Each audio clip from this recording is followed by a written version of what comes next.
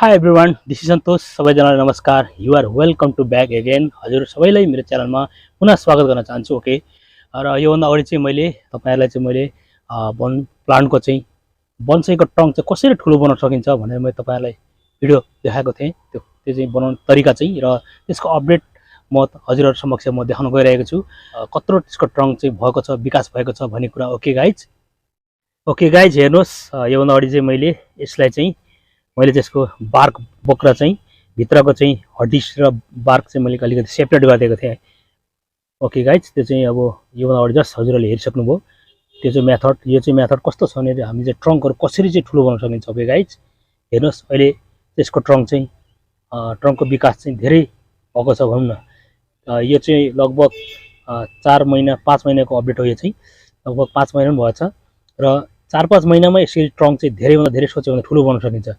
यो प्लान्ट चाहिँ कस्तो छ भने तपाईँ हामीले जो कहिले पनि सजिलो मेथड, सजिलो तरिकाले चाहिँ हामीले चाहिँ बन्साई ट्रङ्क चाहिँ ठुलो बनाउन सकिन्छ. ओके गाइज, र हेर्नुहोस् यसको चाहिँ मैले तपाईलाई यो अगाडि देखाइहालेँ सजिलै. यसको बोक्रा चाहिँ मैले सेपरेट गरिदिएको थिएँ हड्डीबाट चाहिँ.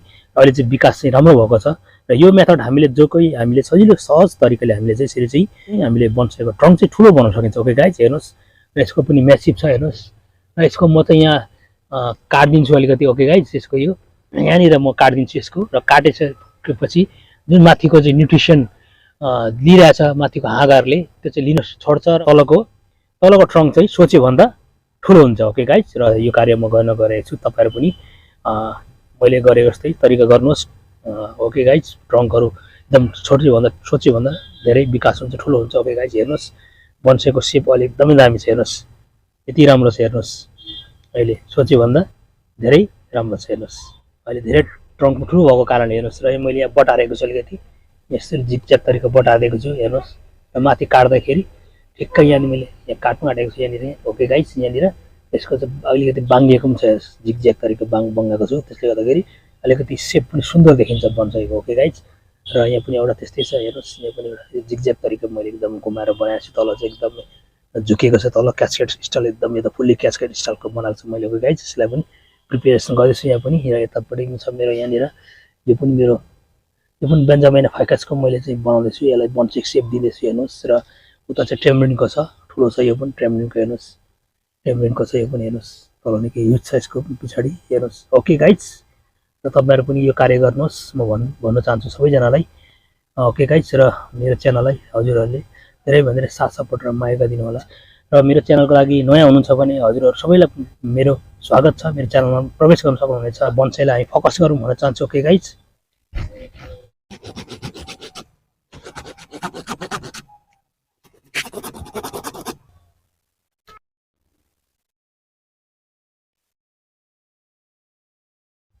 फाइनली गाइज मैले यसरी हेर्नुहोस् भित्रको हड्डी र बाहिरको चाहिँ बोक्रा चाहिँ मैले चाहिँ सेपरेट गरिदिएको छु. र यसरी चाहिँ हामीले चाहिँ कन्टिन्युसन गर्नुपर्छ. यसरी चाहिँ यो खाउँदै जाने हो. त्यसपछि भने जस्तै चाहिँ ट्रङ्क ह्युज हुन्छ फ्युचरमा. ओके गाइज, र हामी चाहिँ लास्टमा चाहिँ ठुलो चाहिँ ट्रङ्क ह्युज भइसकेपछि हामीले चाहिँ अब चाहिँ बन्साई पटमा चाहिँ हामीले सार्न योग्य भयो भनेपछि हामीले यसरी चाहिँ सफिसियन्ट सोइलमा यसरी हामीले प्लान्टिङ गरेको हुन्छौँ. त्यसरी ह्युज पनि हुन्छ भनौँ न होइन. त्यसपछि अब ट्रङ्कहरू योग्य भयो अब चाहिँ ट्रान्सप्लान्ट गर्न चाहिँ बन्साई पटमा भनेपछि हामीले सार्नुपर्छ. ओके गाइज, हेर्नुहोस् र यो चाहिँ यसलाई चाहिँ हामीले कन्टिन्युसन दिनुपर्छ. यसको अपडेट चाहिँ तपाईँहरू समक्ष म पछि फेरि म लिएर आउने छु. ओके गाइज, यसरी चाहिँ हेर्नुहोस् यसको चाहिँ यस्तो खालको छ अहिले. अब यो भन्नुहुन्छ भने फेरि ग्राफ्टेड हो. फेरि यो यी नजिकै मैले थुप्रो प्लान्ट रोपेको छु. यो चाहिँ अब ठाउँको अभाव हुँदा पनि यसरी गर्न सकिन्छ अब भन्ने एउटा चाहिँ हो होइन. अब पछि सार्न सजिलो हुन्छ भनेर मैले चाहिँ अलिकति मल्टी यो चाहिँ अब पटमा भनौँ न. यो चाहिँ कन्टेनर अलिक ठुलो छ, यसमा मैले चाहिँ प्लान्टिङ गरेको छु. यो चाहिँ हेर्नुहोस् यो चाहिँ ग्राफ्टेड हो. यो पनि मैले हेर्नुहोस् अब भविष्यको अब चाहिँ बन्साई बनाउने विचार मेरो चाहिँ यो चाहिँ अब यो चाहिँ कागतीको हो. हेर्नुहोस् मैले आफै अब चाहिँ यो चाहिँ ग्राफ्टिङ गरेको र बनाएको. यसमा चाहिँ सेप क्रलिङ दिएको छु यसमा पनि. ओके गाइज, र यसको चाहिँ यो ट्रङ्क हेर्नुहोस् यसको चाहिँ अब प्रोफाइल यस्तो छ. लास्टमा यसलाई चाहिँ हामीले काटेर फ्याँक्नु सकिन्छ अथवा अलिकति क्रलिङ भएको छ. हेर्नुहोस् काटेर फ्याँक्दा पनि हुन्छ, यतिकै छोड्दा पनि हुन्छ. र यो चाहिँ अर्को फेरि हेर्नुहोस् यसलाई पनि मैले कटिङ गरिदिएको छु माथि. हेर्नुहोस् यसको पनि राम्रो छ. हेर्नुहोस् सेप एकदमै एक्स्ट्रा खालको छ यसको पनि सेप. हेर्नुहोस् यता छ भने अर्को मैले हिजो तपाईँलाई देखाएको थिएँ. यो चाहिँ प्रुनिङ गरेको थिएँ मैले. अलिकति डेन्स भएको त्यसको चाहिँ लिप्सहरू होइन अब पत्ताहरू. र यसलाई मैले कटिङ गरिदिएको छु. हेर्नुहोस् अहिले चट्टै हेरेँ सुहाउँदिलो देखेको छ. हेर्नुहोस् यसरी अब यो अब लेफ्टतिर भयो उता राइटतिर यस्तै ब्रान्च छ उतापट्टि हेर्नुहोस् यतापट्टि हेर्नुहोस् लेफ्ट एन्ड राइट हल्का छ यसको प्रोफाइल हेर्नुहोस् यसरी हामीले चाहिँ अब कन्टिन्युसन दिनुपर्छ भन्ने कुरो मान्यता चाहिँ ओके गाइज हामीले प्रुनिङ गर्दै जाने हो र यसरी चाहिँ सफिसियन्ट सोइलमा मैले प्लान्टिङ गरेको यसलाई पनि हेर्नुहोस् अब चाहिँ यो 2-3 वर्षमा फेरि यो यसको ट्रङ्क चाहिँ लगभग यत्रै हुन्छ यत्रो भएपछि हामीले चाहिँ च्याट्टै एकदम सानो ठिक्कको पटमा चाहिँ हामीले चाहिँ प्लान्टिङ गऱ्यो भने यति राम्रो सुहाउँछ हैन एकदमै राम्रो सुहाउँछ ब्युटिफुल देखिन्छ भनौँ न ओके गाइज यो फाइकस भेराइटीको हामीले अक्सर चाहिँ फाइकस भेराइटीको बनाउँदा राम्रो हुन्छ किनभने रेजिस्ट्रेसन पावर चाहिँ अत्याधिक हुन्छ त्यसले गर्दाखेरि सबै प्लान्ट चाहिँ हामीले चाहिँ धेरै गाह्रो हुन्छ बचाउन डेली पानी दिनुपर्ने हुन्छ समर सिजनमा चाहिँ ओके गाइज त्यसैले गर्दाखेरि जति पनि बोन्साई बिगिनर हुनुहुन्छ हजुरहरूले चाहिँ प्रायः जस्तो ficus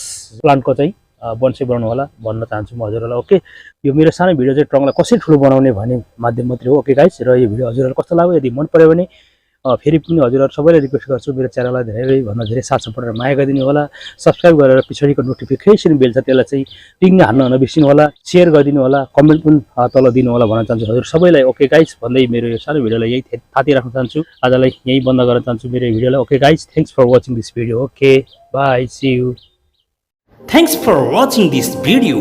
If you like this video, please don't forget to like, share and comment. And finally, please subscribe my channel, hit the bell icon. Thank you so much.